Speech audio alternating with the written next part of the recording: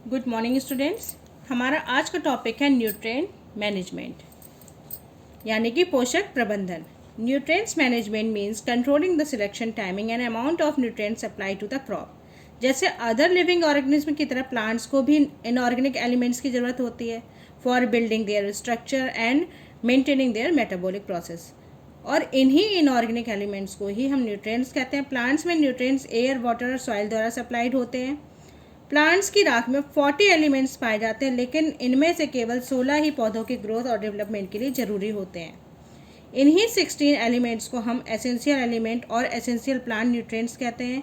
इन 16 essential element में हवा से कार्बन तथा ऑक्सीजन, पानी से हाइड्रोजन तथा ऑक्सीजन एवं शेष 30 न्यूट्रिएंट्स जो होते हैं वो सॉइल से प्राप्त होते हैं। ये 13 एलिमेंट्स मिनरल होते हैं।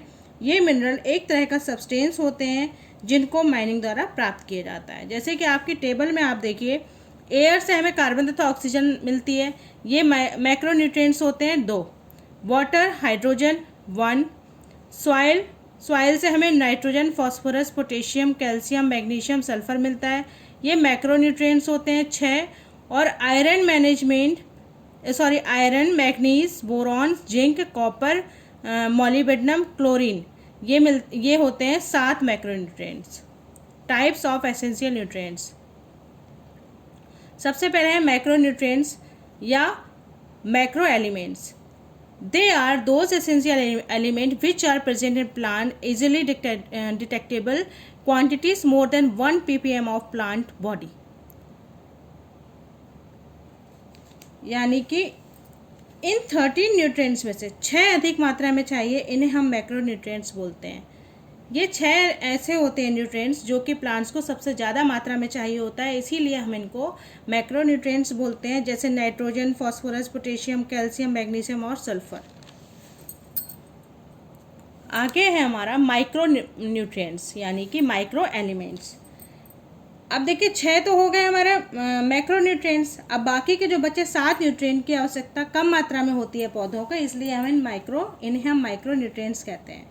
इन न्यूट्रिएंट्स की कमी के कारण पौधों की फिजिकल एक्टिविटी सहित रिप्रोडक्शन, ग्रोथ एंड डिजीज पर इफेक्ट पड़ता है। अधिक प्रोडक्शन प्राप्त करने के लिए सॉइल में मैन्योर तथा फर्टिलाइजर के रूप में इन न्यूट्रिएंट्स को मिलाना आवश्यक है। अब हमारा अगला है मैन्योर। आप लोग मैक्रो न्यूट्रिएंट्स और माइक्रो न्यूट्रिएंट्स को एक बार पढ़ लीजिएगा, क्योंकि मैंने आपको अभी समझा दिया है, और डिफरेंशिएट के रूप में आप इसको खुद से पढ़ लेना। आगे हमारा है मैन्योर।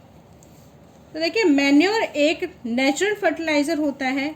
दे आर बल्कि सोर्स ऑफ ऑर्गेनिक मैटर जो कि न्यूट्रिएंट्स की स्मॉल क्वांटिटी में सप्लाई करते हैं, लेकिन ऑर्गेनिक मैटर लार्ज क्वांटिटी में सप्लाई करते हैं। मैन्योर को एनिमल एक्सक्रीटा और प्लांट के वेस्ट के डिकम्पोजिशन से तैयार किया जाता है। Farm yard manure, compost, green manure तथा वर्मी कंपोस्ट एक्सेट्रा सभी मैन्योर के प्रकार हैं। Advantages of manure. एडवांटेजेस में पहला है हमारा, मैन्योर सॉइल में न्यूट्रिएंट्स बढ़ाती है। मैन्योर सॉइल से न्यूट्रिएंट्स की जनरल डिफिशियंसी को पूरा करती है, जबकि मैन्योर में कम न्यूट्रिएंट्स होते हैं पर ये लार्ज क्वांटिटी में यूज़ किए जाते हैं। हमारा सेकंड पॉइंट है मैन्योर सॉइल में मैन्योर सॉइल में ऑर्गेनिक मैटर या ह्यूमस ऐड करती है, जो कि सॉइल में सॉइल टेक्सचर या बनावट को रिस्टोर करती है, ताकि सॉइल में हवा जा सके तथा पानी को भी रोक कर रख सके। जैसे मैन्योर के कारण सैंडी सॉइल में वाटर होल्डिंग कैपेसिटी इंक्रीज हो जाती है, और क्लेई सॉइल में ऑर्गेनिक मैटर की भी मात्रा वाटर को निकालने में सहायता करती है, जिससे पानी इकट्ठा नहीं होता है। थर्ड पॉइंट है हमारा, सॉइल में जो ऑर्गेनिज्म रहते हैं उनके लिए मैन्योर में ऑर्गेनिक मैटर जो प्रेजेंट होता है वो ऑर्गेनिज्म के लिए फूड प्रोवाइड करते हैं, जिनको हम डिकम्पोजर कहते हैं, लाइक बैक्टीरिया, फंजाई, जो कि प्लांट्स के न्यूट्रिएंट प्रोवाइड करने में हेल्प करते हैं। ऑर्गेनिक मैन्योर हेल्प करते हैं सॉइल की फिजिकल प्रॉपर्टीज़ को इम्प्रूव करने में। ये सॉइल इरोजन रिड्यूस करते हैं, ये मिट्टी में नमी बनाकर रखते हैं, और and are low cost nutrients carriers. Biological waste material का यूज़ होता है, जो कि फार्म वेस्ट को रिसाइकलिंग करता है। मैन्योर सिंथेटिक केमिकल जैसे फर्टिलाइजर से हमारे इन्वायरमेंट को प्रोटेक्ट करता है। Disadvantages of manure. Disadvantages of manure. Manure bulky होने के साथ साथ लो न्यूट्रिएंट वाला होता है। इसके न्यूट्रिएंट्स धीरे धीरे रिलीज होते हैं सॉइल में, इसलिए जल्दी से जल्दी न्यूट्रिएंट्स की डिमांड को फुलफिल नहीं कर सकता है, जिसकी ज़रूरत high yielding hybrid varieties crop को होती है।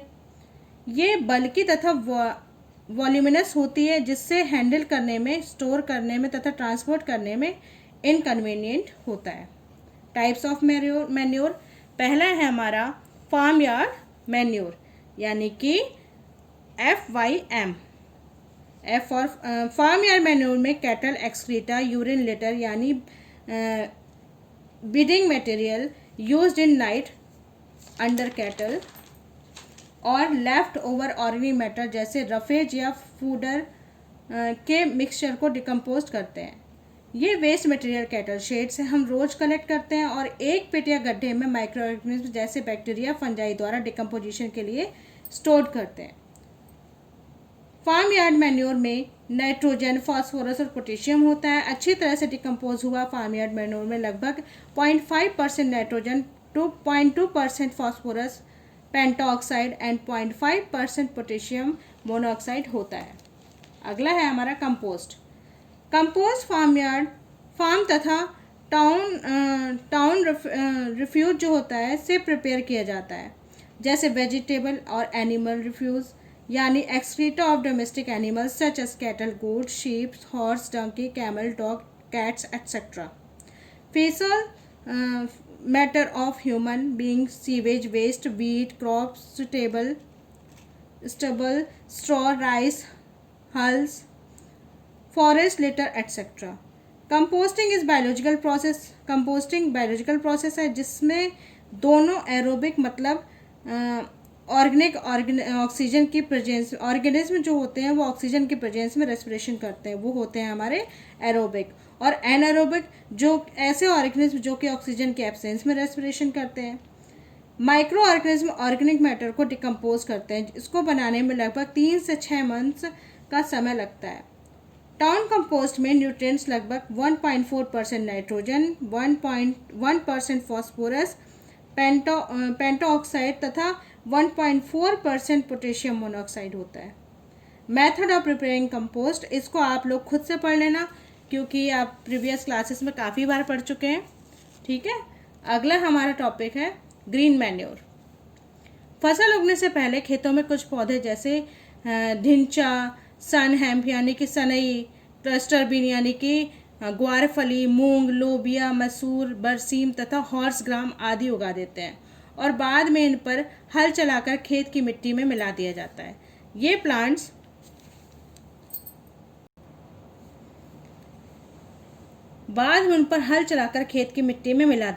ये प्लांट्स ग्रीन मैन्योर में परिवर्तित हो जाते हैं, जो कि सॉइल को नाइट्रोजन तथा फास्फोरस से परिपूर्ण करने में सहायक होते हैं। जनरली हम उन क्रॉप को ग्रीन मैन्योर फील्ड में उगाते हैं जिन्हें ज़्यादा न्यूट्रिएंट्स की ज़रूरत होती है, जैसे राइस, मेज, सुगरकेन, कॉटन तथा व्हीट आदि। अगला हमारा है फर्टिलाइज़र। फर्टिलाइज़र प्लांट को न्यूट्रिएंट्स प्रोवाइड करता है। ये कमर्शियली केमिकल से बनता है। फर्टिलाइज़र नाइट्रोजन, फास्फोरस तथा पोटेशियम यानी कि NPK सॉइल में सप्लाई करते हैं। इनको अच्छी वेजिटेटिव ग्रोथ के लिए यूज़ करते हैं, जैसे लीव्स, ब्रांचेस एंड फ्लावर आदि की ग्रोथ, जिससे प्लांट की हेल्दी ग्रोथ हो सके। अधिक प्रोडक्शन के लिए फर्टिलाइज़र एक अकेला मेजर कंपोनेंट है जो अधिक पैदावार करता है, specially in expensive farming practices के लिए। फर्टिलाइज़र में मैन्योर की अपेक्षा अधिक न्यूट्रिएंट्स होते हैं, इसलिए इनको बहुत कम मात्रा में यूज़ करते हैं। एक कंप्लीट फर्टिलाइज़र वो होता है जिसमें तीनों यानी NPK यानी नाइट्रोजन, फास्फोरस और पोटेशियम क्रिटिकल एलिमेंट या मिनरल प्रेजेंट होते हैं। ये फर्टिलाइज़र एक या अधिक न्यूट्रिएंट्स को सप्लाई कर सकता है। केमिकली ये इनऑर्गेनिक कंपाउंड जैसे अमोनियम सल्फेट और ऑर्गेनिक कंपाउंड जैसे यूरिया हो सकते हैं। न्यूट्रिएंट्स के आधार पर फर्टिलाइज़र को 4 ग्रुप में डिवाइड करते हैं। पहला है हमारा नाइट्रोजनस फर्टिलाइज़र्स। ये फर्टिलाइज़र मैक्रोन्यूट्रिएंट्स नाइट्रोजन सप्लाई करते हैं। नाइट्रोजनस फर्टिलाइजर्स के एग्जांपल हैं जैसे urea ammonium sulphate, calcium ammonium nitrate, sodium nitrate, ammonium nitrate. अगला है हमारा फॉस्फेटिक फर्टिलाइजर्स। ये मैक्रोन्यूट्रिएंट्स फॉस्फोरस के सोर्स होते हैं। एग्जाम्पल है single sulphur phosphate, triple sulphur phosphate, triple super phosphate और डाई कैल्शियम फॉस्फेट। थर्ड है हमारा पोटेसिक फर्टिलाइजर्स। ये फर्टिलाइज़र पोटेशियम सप्लाई करते हैं जो कि प्लांट्स के लिए एसेंशियल मैक्रोन्यूट्रिएंट्स में से एक हैं। इनके एग्जाम्पल हैं म्यूराइट ऑफ पोटाश और potassium chloride, potassium sulphate, potassium nitrate. Next है हमारा कॉम्प्लेक्स फर्टिलाइजर्स। जब किसी फर्टिलाइजर्स में दो या अधिक न्यूट्रिएंट्स होते हैं उन्हें हम कॉम्प्लेक्स फर्टिलाइजर्स कहते हैं। पहला है हमारा एग्जाम्पल नाइट्रोफॉस्फेट, दूसरा है अमोनियम फॉस्फेट, तीसरा है यूरिया अमोनियम फॉस्फेट।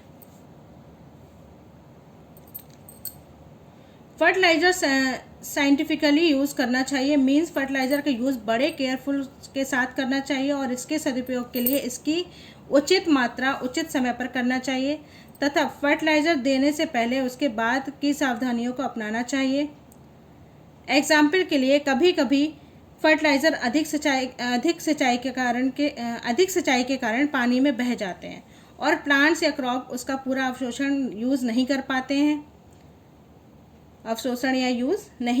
हैं। फर्टिलाइज़र की अधिक मात्रा वाटर पॉल्यूशन का कारण बनती है जो कि नदियाँ, लेक्स, स्ट्रीम्स और को पॉल्यूट करती हैं और इकोसिस्टम में डिस्ट्रीब्यूट करती हैं। इस तरह का वाटर ह्यूमन कंजप्शन के लिए अनफिट होता है। यहाँ तक कि जो एक्वेटिक एनिमल होते हैं वो भी पॉल्यूटेड होकर वाटर बॉडीज़ में मर जाते हैं, जैसे कि फिशेस। इसलिए केमिकल फर्टिलाइज़र को केयरफुली एंड जुडिशियली यूज़ करना चाहिए। Difference between manure and fertiliser आप लोग खुद से पढ़ेंगे क्योंकि ये आप लोग प्रीवियस क्लास में अच्छे से पढ़ चुके हैं। अगला है हमारा बायो फर्टिलाइजर्स। ऑर्गेनिज्म जो सॉइल को न्यूट्रिएंट से भरपूर करते हैं उन्हें हम बायो फर्टिलाइजर्स कहते हैं। बायो फर्टिलाइजर्स को हम स्पेसिफिक क्रॉप प्लांट्स के लिए यूज़ करते हैं जैसे pulses, legumes, oil, seeds and rice. Bio fertilisers renewable होता है तथा नॉन पॉल्यूटेंट होता है। प्लांट्स न्यूट्रिएंट्स का सोर्स होता है जैसे नाइट्रोजन। ये केमिकल फर्टिलाइजर्स का अल्टरनेटिव नहीं होता है लेकिन नाइट्रोजन सप्लाई के लिए सप्लीमेंट्री रोल प्ले करता है। Under specific soil condition specific crop के लिए राइजोबियम बैक्टीरिया सॉइल में न्यूट्रिएंट्स प्रोवाइड करता है। नेक्स्ट हमारा माइकोराइजा। माइकोराइजा कुछ फंजाई और हायर प्लांट्स की रूट्स के साथ सिम्बायोटिक एसोसिएशन है। माइकोराइजा प्लांट्स वाटर और न्यूट्रिएंट्स अपटेक करने में हेल्प करते हैं। प्लांट्स को वाटर और न्यूट्रिएंट्स अपटेक करने में हेल्प करता है तथा ग्रोथ, विगोर तथा यील्ड ऑफ द प्लांट्स को भी इंक्रीज करता है। आपका अगला टॉपिक है इरिगेशन। इसको हम नेक्स्ट क्लास में पढ़ाएंगे। जो आपको साथ में असाइनमेंट दिया जाएगा उसको आप लोग कंप्लीट कीजिएगा और होमवर्क करके उसको मेरे पास सेंड कीजिएगा। Okay, thank you.